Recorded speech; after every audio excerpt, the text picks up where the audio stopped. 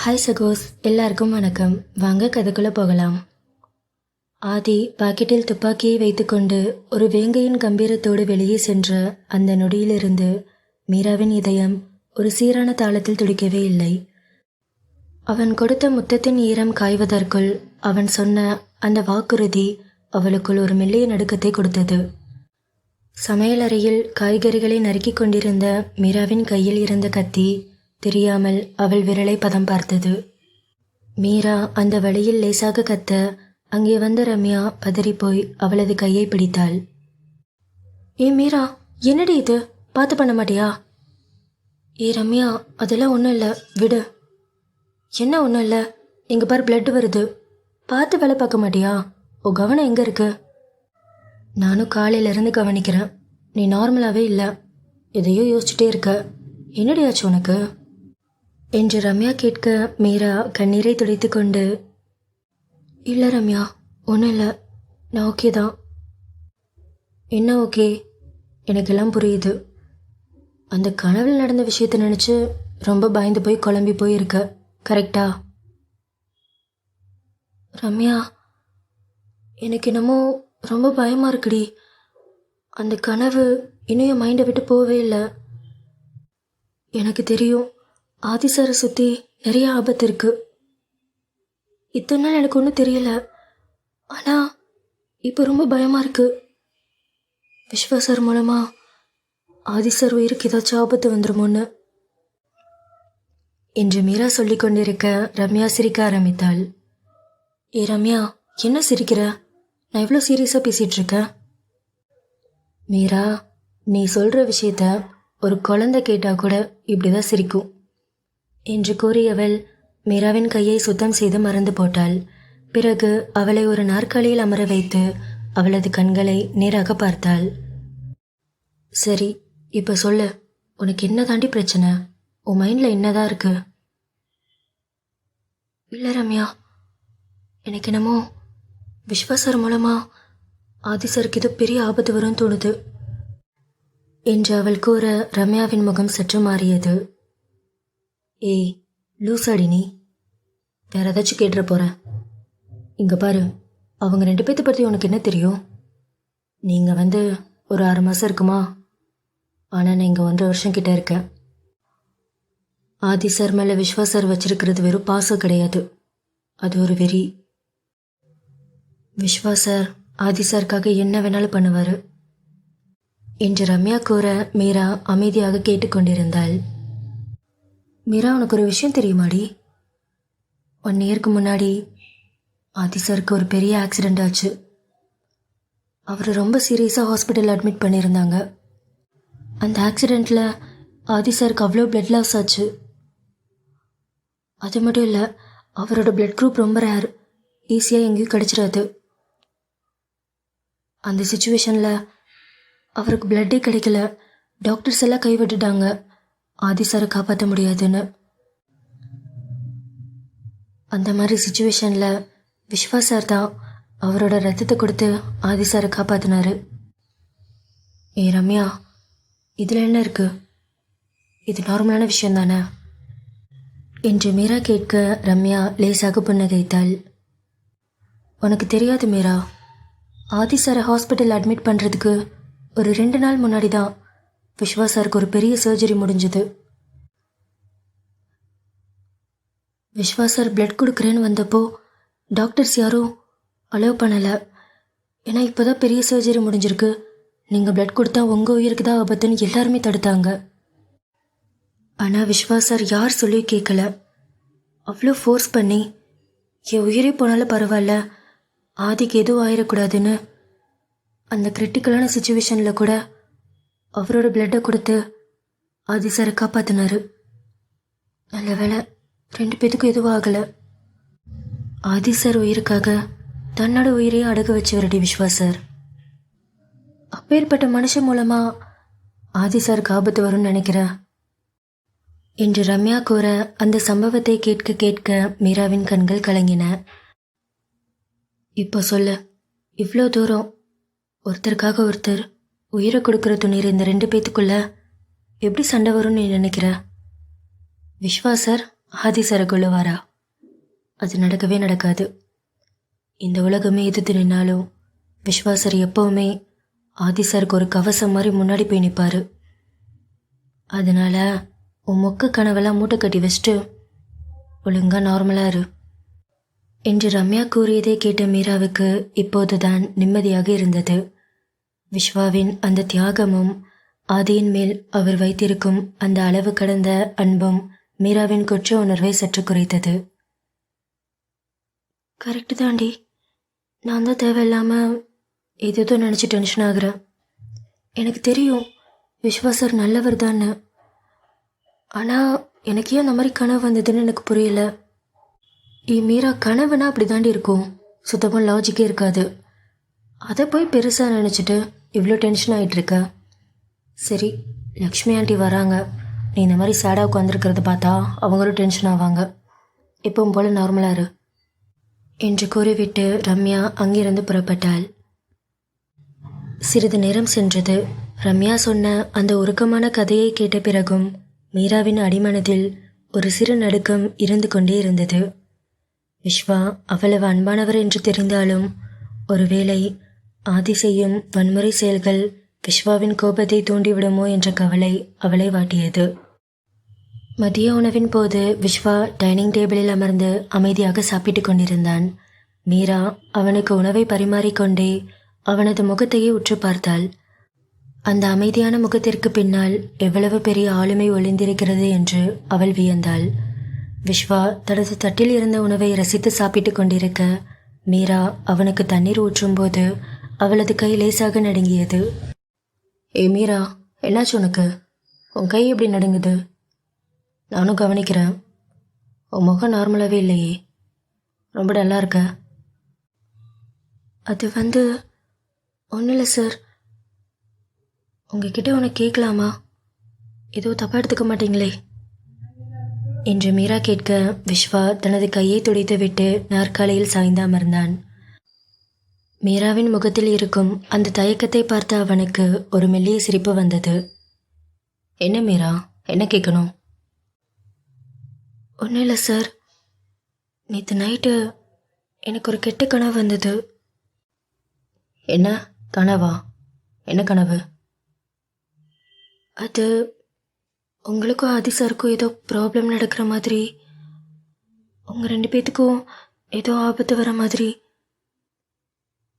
அப்போ இருந்து எனக்கு ரொம்ப பயமாக இருக்கு. உங்ககிட்ட ஒன்று கேட்குறேன். ஒருவேளை ஆதி சார் உங்களுக்கு பிடிக்காத விஷயத்தை ஏதாவது பண்ணா அவர் மேலே நீங்கள் கோவப்படுவீங்களா? அவரை வெறுத்துருவீங்களா என்று மீரா கேட்க விஸ்வா ஒரு கணம் மௌனமாக இருந்தான். பிறகு ஆழமான மூச்சை இழுத்துவிட்டு பேசத் தொடங்கினான். இங்கே பாரு மீரா, ஆதி ஒரு காட்டு தீ மாதிரி. அவனை அடக்க நினச்சா நம்ம தான் அழிஞ்சு போவோம். ஆனால் அந்த நெருப்புக்கு தெரியும் இந்த விஸ்வா தான் அந்த நெருப்பை அணையாமல் காப்பாற்றுற காத்துன்னு. இந்த உலகமே அவனை சைக்கோ கொலைக்காரன்னு சொல்லும். ஆனால் எனக்கு, நாங்கள் 10 வயசாக இருக்கும்போது என் கையை பிடிச்சி என் கூடையே ஓடி வருவான் ஆதி. இப்போ வரைக்கும் அவனை அப்படி தான் நான் பார்க்குறேன். அவன் மேலே எனக்கு கோவம் வரும், ஆனால் வெறுப்பு வராது. ஒரு அப்பா அவரோட பையன் தப்பு பண்ணா கோவப்படுவார், அதுக்குன்னு வெறுத்து ஒதுக்கிடுவாரா? அதே மாதிரி தான் நானும் ஆதியும். அவன் செய்கிற ஒவ்வொரு தப்புக்கு பின்னாடியும் ஒரு நியாயம் இருக்குன்னு நம்புகிறேன் நான். ஒருவேளை அவன் தடமாறி போனால் கூட அவனை தூக்கி நிறுத்துகிற ஆளாக நான் தான் இருப்பேன். நான் உயிரோடு இருக்கிற வரைக்கும் அதுக்கு எதுவும் வராமல் நான் பார்த்துப்பேன். அதே மாதிரி தான் ஆதியும். எனக்கு எதுவும் நடக்க விடாமல் அவன் பார்த்துப்பான். நாங்கள் 2 பேரும் இருக்கும்போது எங்களுக்கு எதுவும் நடக்காது. இந்த விஸ்வாக்கு எல்லாமே ஆதி தான். அவனுக்கு எதுவும் ஆக விட மாட்டேன். அம்மா, நீ ஏன் திடீர்னு இதை பற்றி கேட்குற? ஒன்றும் இல்லை சார். உங்களை மாதிரி ஒரு ஃப்ரெண்டு கிடைக்க ஆதி சார் கொடுத்து வச்சுருக்கணும். மீரா, அப்படிலாம் ஒன்றும் இல்லை. என்னோடய லைஃப்குள்ளே ஆதி வந்ததுக்கு நான் தான் கொடுத்து வச்சுருக்கணும். அப்புறம் நான் இந்த மாதிரி ஃபீல் பண்ணி பேசினதெல்லாம் ஆதிக்கிட்ட சொல்லாத, ரொம்ப சீன் போடுவான். சரி, டைம் ஆச்சு, நீ சாப்பிடு என்று கூறிவிட்டு விஸ்வா அங்கிருந்து நகர மீராவின் உள்ளம் நிம்மதியில் மூழ்கியது. ஆதிக்கு விஸ்வா ஒரு மிகப்பெரிய கவசம் என்பது அவளுக்கு புரிந்துவிட்டது. இப்படியே நேரம் செல்ல மணி ஒவ்வொன்றாக ஏறிக்கொண்டே இருந்தது. 8, 9, 10 மணி. ஆனால் ஆதியின் கார் சத்தம் இன்னும் கேட்கவில்லை. மீரா மேன்ஷனின் பிரம்மாண்டமான நிலைப்படியில் நின்று கேட்டை நோக்கியே விரித்து பார்த்து கொண்டிருந்தாள். எப்போதெல்லாம் ஒரு காரின் வெளிச்சம் தூரத்தில் தெரிகிறதோ அப்போதெல்லாம் அவளது இதயம் துள்ளி குதிக்கும். ஆனால் அது ஆதியின் கார் இல்லை என்று தெரியும் போது அந்த நம்பிக்கை அப்படியே சுக்குநூறாக உடையும். வீட்டில் இருந்த வேலைக்காரர்களும் செக்யூரிட்டிகளும் அவளை ஒரு மாதிரி பார்த்து கொண்டிருந்தார்கள். லக்ஷ்மி மீராவை நோக்கி வந்து, என்ன மீரா, இங்கேயே நின்று வாசலையே பார்த்துட்டு இருக்க? டைம் ஆச்சு, நீ இன்னும் சாப்பிடவே இல்லை, வந்து சாப்பிடு. இல்லை ஆண்டி, நான் அப்புறம் சாப்பிட்டுக்கிறேன், நீங்கள் சாப்பிடுங்க. சரி வா மீரா, 2 பேரும் சேர்ந்து சாப்பிட்லாம். இல்லை ஆண்டி, அது ஆதி சார் இன்னும் வரலையே. காலையில் கிளம்பும்போது முக்கியமான வேலைன்னு சொல்லிட்டு போனார், இன்னும் காணோம். மீரா, அதுக்கேம்மா நீ டென்ஷன் ஆகுற? இதெல்லாம் அவருக்கு பழக்கம்தான். சில நாள் 2-3 நாள் கூட வீட்டுக்கு வராமல் இருப்பார். அதை பற்றி எதுவும் யோசிக்காம நீ சாப்பிட்டு தூங்கு என்று கூறிவிட்டு செல்ல மீராவிற்கு பயம் அதிகரித்தது. மணி 11 நெருங்கியது. விஸ்வாவும் தனது அறையில் ஏதோ வேலையாக இருந்தான். மீரா ஹாலில் இருந்த சோஃபாவிலேயே அமர்ந்து விட்டாள். அவளது கைகள் நடுங்கிக் கொண்டிருந்தன. என்ன இது, இவ்வளோ நேரம் ஆச்சு? ஆதி சார் இன்னும் வரல. சீக்கிரம் வந்துடுறேன்னு சொல்லிட்டு போனாரு. ரொம்ப பயமா இருக்கே என்று அவள் பயந்து கொண்டிருந்தாள். அப்போது அந்த பிரம்மாண்டமான ஹாலில் இருந்த லேண்ட்லைன் ஃபோன் அலறியது.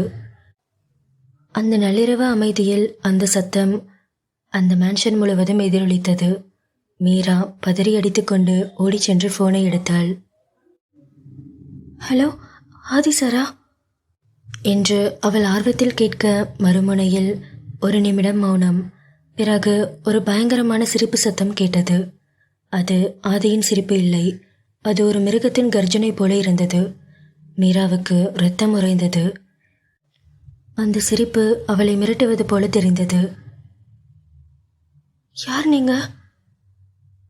இங்க பாரு, நான் யாருங்கிறது முக்கியம் கிடையாது. ஆதி உயிரோடு இருக்கணுமா இருக்கக்கூடாதான்றது தான் முக்கியம். என்ன என்ன பேசுறீங்க? ஆதி சாருக்கு என்னாச்சு? அவனுக்கு ஒன்றும் ஆகலை, என்கிட்ட தான் இருக்கான். அவர் எங்கே இருக்காரு?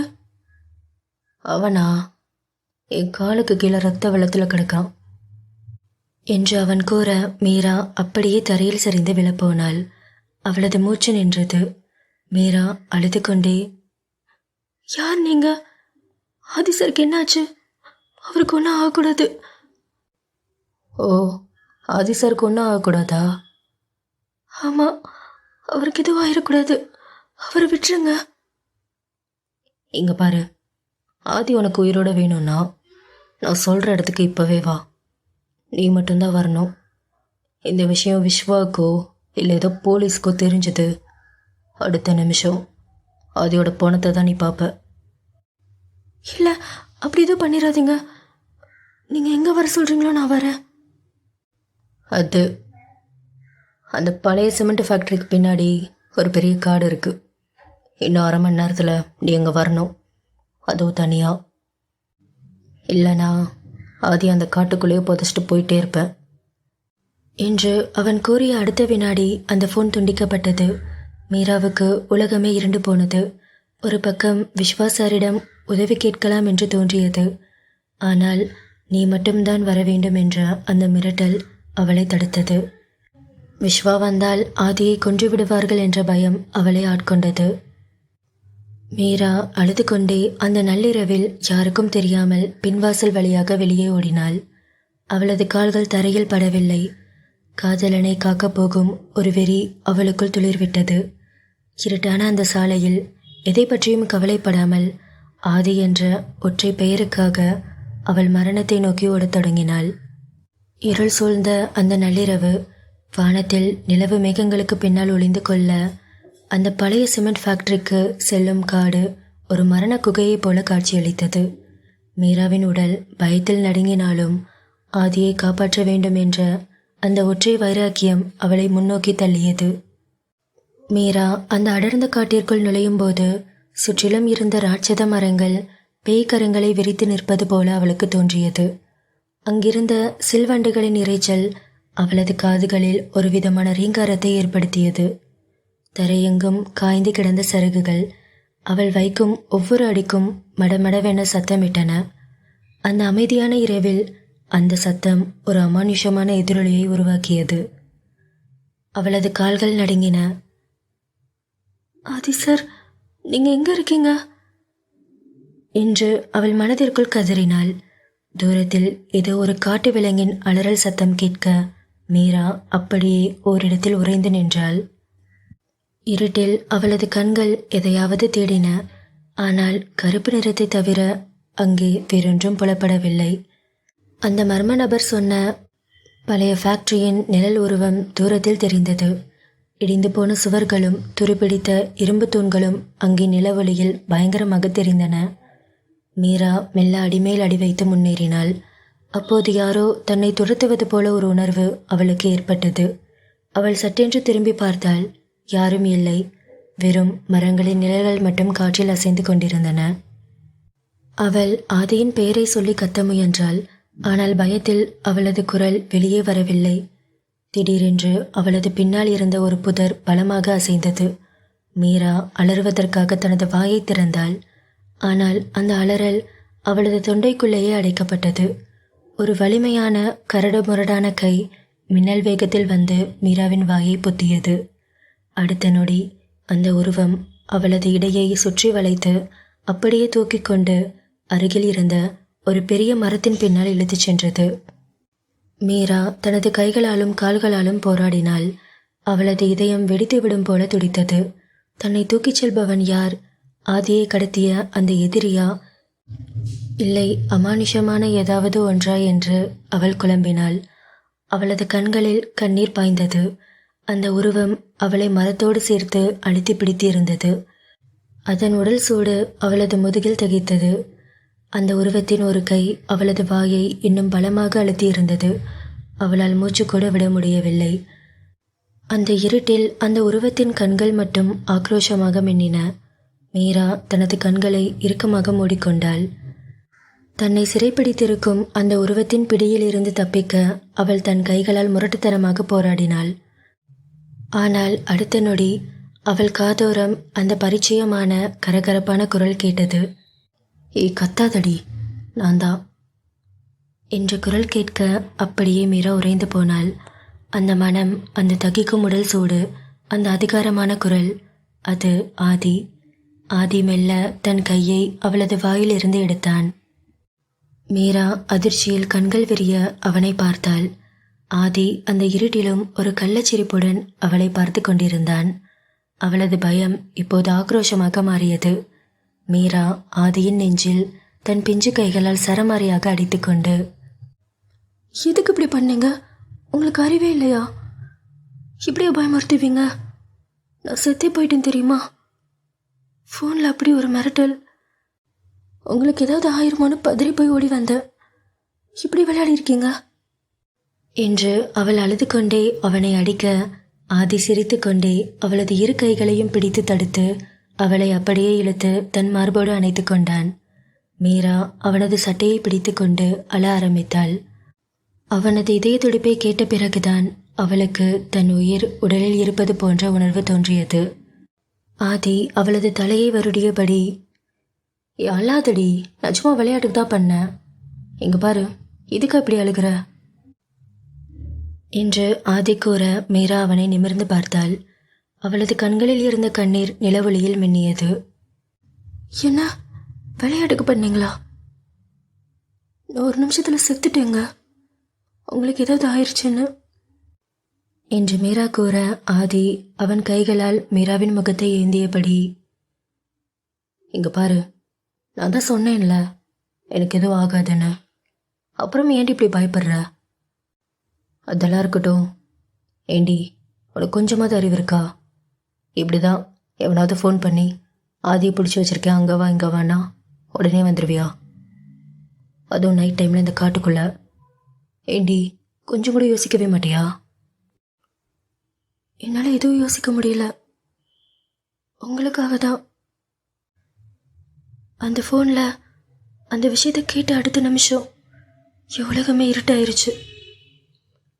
நீங்கள் இல்லாமல் நான் ஏன் வாழணும்னு தோணுச்சு.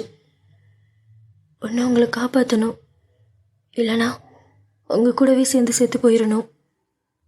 அது தவிர என் மண்டையில் எதுவும் ஓடலை என்று மீரா கூறியதை கேட்ட ஆதியின் முகத்தில் அந்த கேலி சிரிப்பு மெல்ல மறைந்தது. அவனது கண்கள் சிவந்தன. அவளது அந்த தூய்மையான காதலை கண்டு அந்த முரட்டு வேங்கை ஒரு நிமிடம் நிலை குலைந்து போனான். மீராவின் அந்த உணர்ச்சிகரமான பதில் ஆதியின் மனதை சுக்குநூறாக உடைத்தது. அவன் விளையாட்டை நிறுத்திவிட்டு ஒரு உண்மையான காதலனாக மாறினான். அவனது பார்வையில் ஒரு தகைப்பு கூடியது. சாரிடி, நான் சும்மா உன் கூட விளையாண்டேன். ஆனால் நீ இந்தளவுக்கு சீரியஸாக எடுத்துக்கிட்டு எங்கே பாரு அழாத. எனக்கு ஒன்றும் ஆகாதுடி.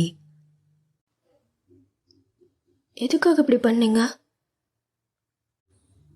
பின்ன எவ்வளோ நாள் தான் உன்னை யாருக்கும் தெரியாமல் மேன்ஷனுக்குள்ளேயே வச்சு கொஞ்சிட்டு இருக்கிறது? அதான் இந்த மாதிரி வெளியே கூட்டிகிட்டு வரலான்னு பார்த்தேன். அதுக்கு தான் அந்த ட்ராமா என்று ஆதி கூறியதை கேட்ட மீராவிற்கு சிரிப்பு வந்தது. நாடி சிரிக்கிற? சிரிக்காம லவ் பண்ணுற பொண்ணை வெளியே கூட்டிகிட்டு போனோன்னா எங்கேயாவது பீச்சு, பார்க்கு, தியேட்டரு. ஆனால் நீங்கள் இந்த மாதிரி ஒரு இடத்துக்கு கூட்டிகிட்டு வந்திருக்கீங்க. இங்கே பாரு, நான் மற்றவங்க மாதிரி கிடையாது. இந்த காடு தான் ஆதி. உள்ளே வர்றது ரொம்ப ஈஸி, ஆனால் வெளியே போகிறது ரொம்ப கஷ்டம். அதே மாதிரி தான் நீ என்னை விட்டு விலைக்கு போக முடியாது என்று கூறியவன் அவளை அப்படியே தூக்கி அந்த மரத்துடன் சேர்த்து அழுத்தி அணைத்தான். அவனது இதழ்கள் அவளது நெற்றி, கன்னம் என ஒவ்வொன்றையும் ஆவேசமாக ஆக்கிரமித்தன. அவனது ஒவ்வொரு முத்தத்திலும் ஒரு தேடல் இருந்தது. அவளை இவ்வளவு தூரம் அள வைத்ததற்காக அவன் கேட்கும் மௌனமான மன்னிப்பு அது. மீரா அவனது கழுத்தை சுற்றி கைகளை கோர்த்து கொண்டு அவனது தீண்டலில் தன்னை மறந்தாள். அந்த காட்டின் குளுமை அவர்களின் உடல்களிலிருந்து வெளிப்பட்ட வெப்பத்தில் உருகியது. ஆதியின் இதழ்கள் அவளது இதழ்களை தீண்டிய போது மீரா ஒரு மெல்லிய முனகளுடன் அவனது பரந்த மார்பில் சாய்ந்தாள். ஆதி அவளது காதோரம் கிசுகிசுப்பாக, ஏ மீரா, எனக்கு ஏதாவது ஆயிருமோன்னு பயந்து என்னை தேடி இவ்வளோ தூரம் எனக்காக வந்தேல, அது போதுண்டி. இந்த உலகமே என்னை எதிர்த்து நின்னாலும் உனக்காக நான் என்ன வேணாலும் செய்வேன் என்று அவள் கண்களை பார்த்து கூறினான். இங்கே பாரு, சுற்றி அவ்வளோ இருட்டு. இந்த நிமிஷம் எனக்கு எப்படி தெரியுமா இருக்கு? உன்னை இதே மாதிரி கட்டி பிடிச்சி இந்த அடர்ந்த காட்டுக்குள்ள, இந்த இருட்டுக்குள்ள உன் கூட சேர்ந்து தொலைஞ்சு போயிடணும்னு தோணுது என்று கூறியவன் அவளை தனது வலுவான கரங்களால் அப்படியே அள்ளி தரையில் விரிந்து கிடந்த காய்ந்த சரகுகள் மற்றும் மென்மையான இலைகளின் மேல் கிடத்தினான். நிலவொளி மரக்கிளைகளின் இடைவெளியில் புகுந்து மீராவின் முகத்தில் பட்டு தெரிக்க அவள் அந்த இயற்கை மெத்தையில் ஒரு தேவகன்னியைப் போல தோன்றினாள். இந்த கதையுடைய அடுத்த பாகம் சீக்கிரமே நம்ம சேனலில் வந்துடும். மறக்காமல் சேனலை சப்ஸ்கிரைப் பண்ணிக்கோங்க. கதையை பற்றின உங்கள் கருத்துக்களை கமெண்ட்டில் சொல்லுங்கள். கதை பிடிச்சிருந்துச்சுன்னா வீடியோக்கு மறக்காமல் ஒரு லைக் பண்ணிக்கோங்க.